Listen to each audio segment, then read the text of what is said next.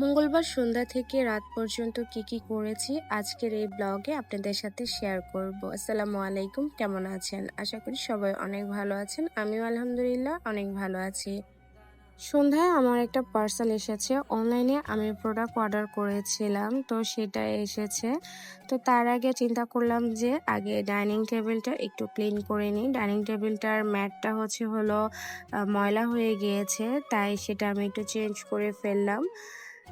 বাসায় অনেকদিন থেকে কাজের খালা নেই, কাজের খালা অসুস্থ, তাই ছুটিতে গিয়েছে। তো এর মধ্যে আমাদের বাসায় গেস্ট আসবে, আর গেস্ট আসলে তো বাসায় অনেক কাজ থাকে, তাই আমি আস্তে আস্তে কাজগুলো শেষ করছিলাম। আমি ক্রাফট পান্ডা থেকে 2টা প্রোডাক্ট অর্ডার করেছিলাম। অনেক দিনের ইচ্ছে ছিল যে আমি এই প্রোডাক্টগুলো কিনবো, কিন্তু কিনা আর হয়নি। তো ফাইনালি আমি অর্ডার করে ফেলেছি, আর প্রোডাক্ট আমার ঘরে চলে এসেছে। আমি 2টা সেম প্রোডাক্ট অর্ডার করেছি, একটা আমার জন্য আর একটা আমার আম্মুর বাসার জন্য। তো প্রথমে আমি আমার আম্মুর বাসারটাই খুলছি, আমার বাসারটা আর খুলবো না। আমি যখন আমার বাসায় যাব তখন নিয়ে যাব। আমি অফারে এই প্রোডাক্টগুলো নিয়েছিলাম। স্পাইসি জারের সাথে সল্ট জারটা ফ্রি ছিল। তো আমি টোটাল 4টা জার পেয়েছি, কারণ 2টা তো আমি অর্ডার করেছি, সাথে 2টা ফ্রি পেয়েছি। তো আমি একটু খুলে দেখাচ্ছি। তো প্যাকেজিংটা কিন্তু অনেক সুন্দর হয়েছে, কিন্তু আমার কাছে না জারগুলা তেমন একটা বেশি ভালো লাগেনি, কারণ জারগুলো না একদম ফ্রেশ ছিল না। একটু কেমন জানি ছিল জারগুলা, মানে একদমই লো কোয়ালিটি, হাই কোয়ালিটি ছিল না। তো যাই হোক, এগুলো কেনার ইচ্ছা ছিল, তো কিনে ফেলেছি। তবে আমার কাছে সল্ট জারটা অনেক বেশি কিউট লেগেছে। তারপর আমি চলে গেলাম ভেজিটেবল রোলের শিট বানানোর জন্য। এখানে আমি 2 কাপ ময়দা নিয়েছি, সাথে পরিমাণ মতো চিনি নিয়েছি, আর লবণ নিয়েছি। তারপর এখানে আমি 2 টেবিল চামচ কর্নফ্লাওয়ারও দিয়েছি, সেটার ক্লিপ নিতে ভুলে গিয়েছি। এখন নর্মাল টেম্পারেচারের পানি দিব। পানি কিন্তু অল্প অল্প দিব, একেবারে দিতে যাব না। অল্প অল্প দিয়ে কিন্তু ব্যাটারটাকে সুন্দর করে গুলে নিতে হবে।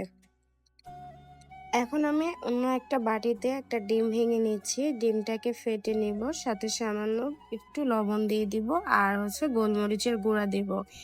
দিয়ে আমি যে ব্যাটারটা রেডি করে রেখেছিলাম সেই ব্যাটারের মধ্যে ঢেলে দেব।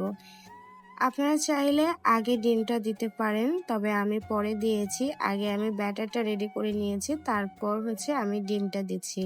ডিমটা দিয়ে ভালো করে মিশিয়ে নিতে হবে, আর ব্যাটারটা এরকম পাতলা থাকবে।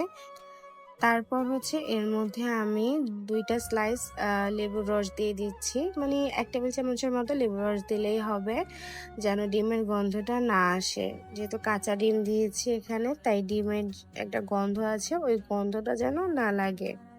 ব্যাটার রেডি করে 10 থেকে 15 মিনিট রেস্টে রেখে দেবো, চাইলে আরও কিছুক্ষণ রেস্টে রাখতে পারেন। তো যেহেতু অনেক রাত হয়ে গিয়েছে, আমি বেশিক্ষণ রেস্টে রাখিনি। তারপর চুলায় একটা প্যান বসিয়ে নিয়েছি। প্যানটা যখন হালকা গরম হয়ে আসবে, এর মধ্যে আমি 1 ফোঁটা ঘি দিয়ে ব্রাশ করে নিয়েছি। এখন আমি চামচ দিয়ে 2 চামচ ব্যাটার দিয়ে দিয়েছি প্যানের মধ্যে। তারপর এভাবে প্যানটাকে ঘুরিয়ে দিয়েছি। এখন ঢাকনা দিয়ে দিব 2-3 মিনিটের জন্য। 2-3 মিনিট পর ঢাকনা আমি তুলে নিয়েছি। এখন একটি স্প্যাচুলার দিয়ে আমি রুটির চারপাশ এভাবে ছাড়িয়ে নিয়েছি। তারপর এপিট ওপিট করে উল্টে নেব।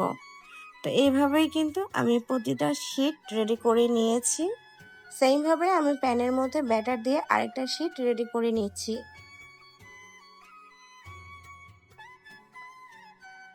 এখন সবগুলো শিট আমি ঠান্ডা করতে দিব। ঠান্ডা হয়ে গেলে আমি এইভাবে একটার উপর একটা রেখে দিচ্ছি। আর কিন্তু আমি সামান্য ফ্লাওয়ার ডাস্ট করে নিয়েছিলাম, যেন একটার গায়ে একটা না লাগে। তবে সবগুলো শিট কিন্তু রেডি হয়ে গিয়েছে।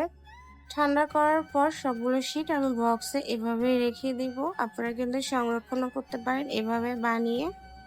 আগামীকাল আমি এই শিটগুলো দিয়ে চিকেন রোল বানাবো, তো আপনাদের সাথে সেই ভিডিওটাও শেয়ার করব। আজকের মতো ব্লগটা এখানেই শেষ করছি। সবাই ভালো থাকবেন, সুস্থ থাকবেন। আল্লাহ হাফেজ। আর পেজে ফলো দিয়ে পাশে থাকবেন।